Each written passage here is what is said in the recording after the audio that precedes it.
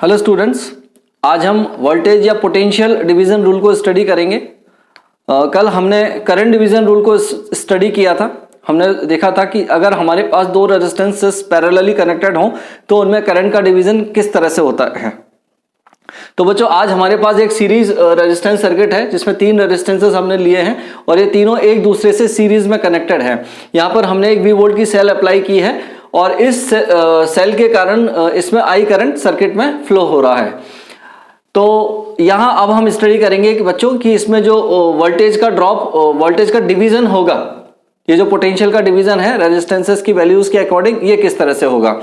तो जैसा कि हम ऑलरेडी पहले भी स्टडी कर चुके हैं बच्चों कि सीरीज सर्किट में पोटेंशियल का ड्रॉप होता है, यानी करंट जब किसी कंडक्टर से फ्लो होता है तो उसमें करंट के फ्लो के कारण हीट डेवलप होती है और उस हीट के कारण उसमें कुछ वोल्टेज का ड्रॉप होता है। तो ये जो ड्रॉप होगा बच्चों, ये रेजिस्टेंसेस की वैल्यूज के अकॉर्डिंग होगा।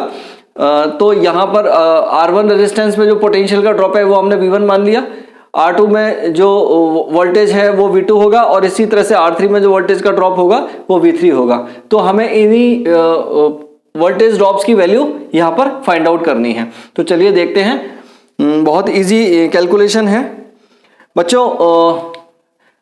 ये हम ओम्स लॉ से सॉल्व करेंगे। देखिए बच्चों, इसमें एज पर ओम्स लॉ हम जानते हैं, ओम्स लॉ का जो फॉर्मूला होता है वो V = IR होता है। यानी अगर किसी भी रेजिस्टेंस में जो वोल्टेज का ड्रॉप होता है वो V = IR से निकाला जाता है। तो हम क्या करते हैं, हम इस सर्किट में पहले टोटल करंट निकाल लेते हैं कि इस सर्किट में फ्लो होने वाला जो टोटल करंट होगा वो कितना होगा। तो करंट, यहां पर करंट की वैल्यू होगी करंट इन द सर्किट, ये होगा बच्चों V = IR से। जब सिंगल रेजिस्टेंस होता है तब हम अकेला R लेते हैं। यहां हम देख रहे हैं कि here there are 3 resistances connected in series. तो अब इसमें जो वोल्टेज ड्रॉप होगा बच्चों वो हो जाएगा V = I, तीनों रेजिस्टेंसेस की वैल्यू R1 + R2 + R3। तो जो करंट की वैल्यू निकल के आएगी बच्चों वो आएगी V/R1 + R2 + R3। ये आ गई बच्चों करंट की वैल्यू इस पूरे सर्किट में। This is equation number 1। Now अब इसमें हम पोटेंशियल ड्रॉप्स की वैल्यू इजीली कैलकुलेट कर सकते हैं बच्चों, क्योंकि यहां से जो करंट चलेगा वो तीनों रेजिस्टेंसेस में से इक्वली होके जाएगा। यहां हम सेल या बैटरी कुछ भी ले सकते हैं बच्चों।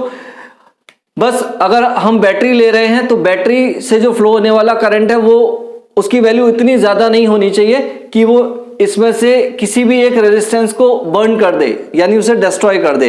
जो स्मॉलर रेजिस्टेंस होगा अगर वो बर्न हो जाएगा तो सर्किट यहीं पर ब्रेक हो जाएगा और वो करंट जो होगा वो यहीं किसी पॉइंट पे आके रुक जाएगा जहां से वो रेजिस्टेंस बर्न होगा, यानी ब्रेक होगा। तो इस तरह से ये जो करंट है ये पूरे सभी रेजिस्टेंसेस से फ्लो नहीं हो पाएगा। तो अब हम निकालते हैं वोल्टेज ड्रॉप।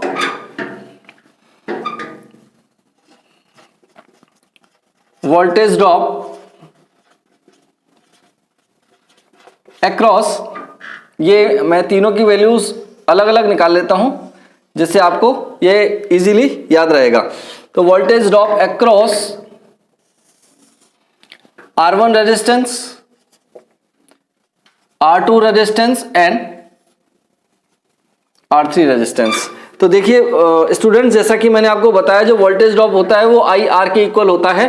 तो यहां पर जो वोल्टेज ड्रॉप हो जाएगा I × R1, यानी करंट इनटू रेजिस्टेंस की वैल्यू। तो ये जो वोल्टेज ड्रॉप होगा बच्चों ये होगा IR1। I की वैल्यू हम निकाल चुके हैं, तो I की वैल्यू आप यहां से पुट कर दीजिए। ये हो जाएगा V/R1 + R2 + R3 और इनटू R1। तो यहां से जो वैल्यू आएगी बच्चों ये आएगी R1 × V/R1 + R2 + R3। तो ये आ गई बच्चों वोल्टेज ड्रॉप की value across resistance R1। Same here in this manner, जो R2 रेजिस्टेंस के अक्रॉस वोल्टेज ड्रॉप होगा वो होगा IR2 वापस से आप आई की वैल्यू पुट कर दीजिए, ये आ जाएगी V upon R1 plus R2 plus R3 into R2, और ये हो जाएगा R2 इंटू V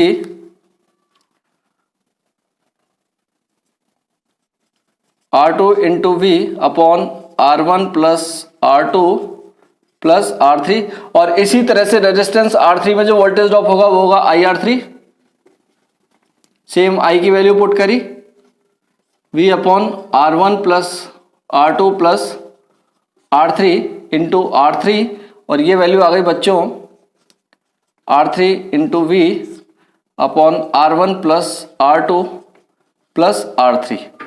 तो ये तीन वैल्यूज आ गई स्टूडेंट्स हमारे पास, voltage drop in resistance R1, voltage drop in resistance R2 and voltage drop in resistance R3। These are the values, ये आप देख सकते हैं। अच्छा, अब इसको कंपेयर कैसे करेंगे स्टूडेंट्स, एक बार हम कल का सर्किट रिकॉल कर लेते हैं। कल जो हमारा सर्किट था वो कुछ इस तरह से था। ये हमने सेल यहां पर लगाई थी,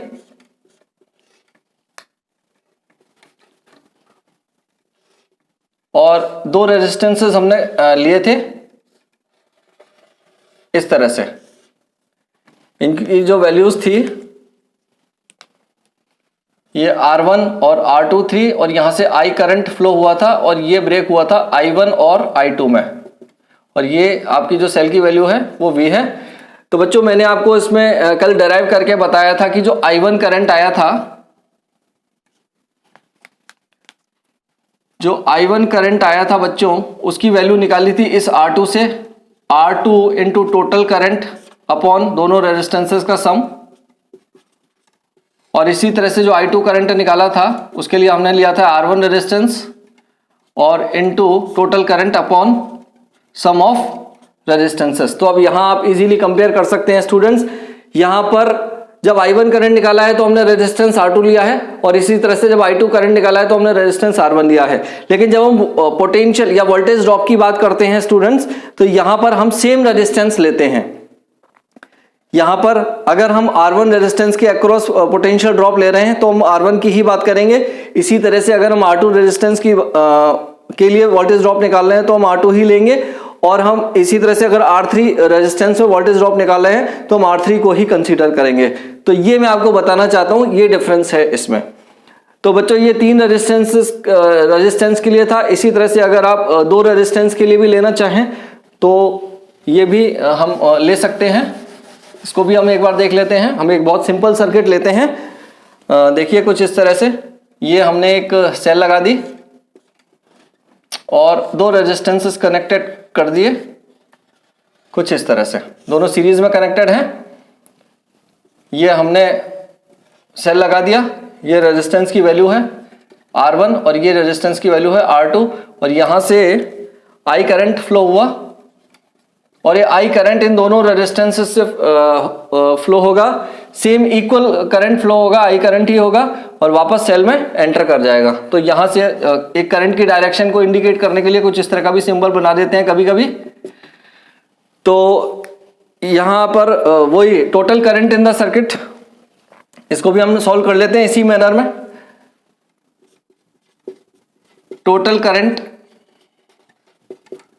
इन the circuit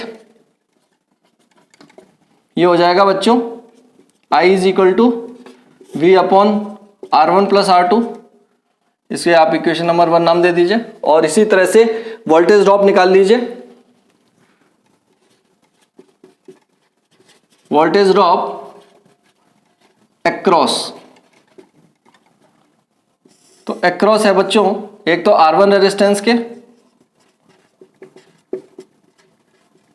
across resistance R1 and across resistance R2, इस तरह से लिख लीजिए तो इसमें प्रॉब्लम नहीं होगी।